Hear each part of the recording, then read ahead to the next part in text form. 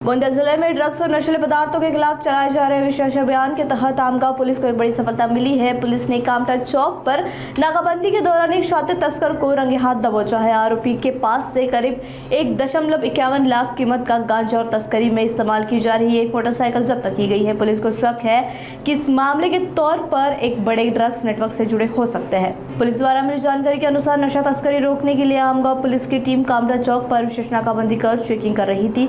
इस दौरान पुलिस ने एक संदिग्ध बाइक सवार को रोका। तलाशी लेने पर उसके पास से 3 किलो 20 ग्राम प्रतिबंधित गांजा बरामद हुआ है। पुलिस ने तुरंत कार्रवाई करते हुए आरोपित नीलेश मिश्रम को गिरफ्तार कर लिया है और उसकी मोटरसाइकिल भी जब्त कर ली है।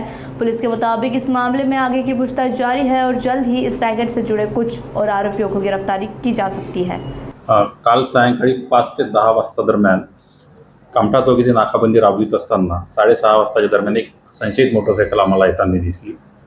त्या मोटरसायकलवर नंबर नव्हता, तर आम्ही त्या मोटरसायकल चालकाला थांबवून विचारपूस करत असताना तो उडवाउडवीची उत्तरे देत होता। म्हणून त्याच्याजवळ जी बॅग होती ती बॅग आम्ही चेक केली असता त्या बॅगमधून एक गांजासारखा वास येत होता। म्हणून आम्ही त्या बॅगमधील बंडल चेक केले तर त्यामध्ये हिरवा ओलसर गांजा आम्हाला आढळून आला।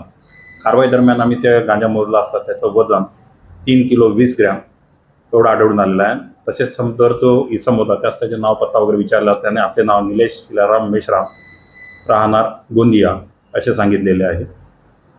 त्याची मोटरसायकल 1 लाख रुपये किंमत, गांजाची 1,51,000 रुपये किंमत, तसेच त्याच्याजवळ एक छोटा मोबाईल आढळला त्याची किंमत 2,000 रुपये, अशी 2,53,000 रुपये किमतीचा मुद्देमाल एकूण जप्त करण्यात आलेला आहे। सदर कारवाई ही माननीय पोलीस अधीक्षक साहेब, माननीय ॲडिशनल एसपी साहेब तसे DPO मॅडम यांच्या मार्गदर्शनाखाली API Gurnule, TC Muneshwar, TC पटले, TC बिसेन, TC मंजुटे यांनी पार पाडलेली आहे।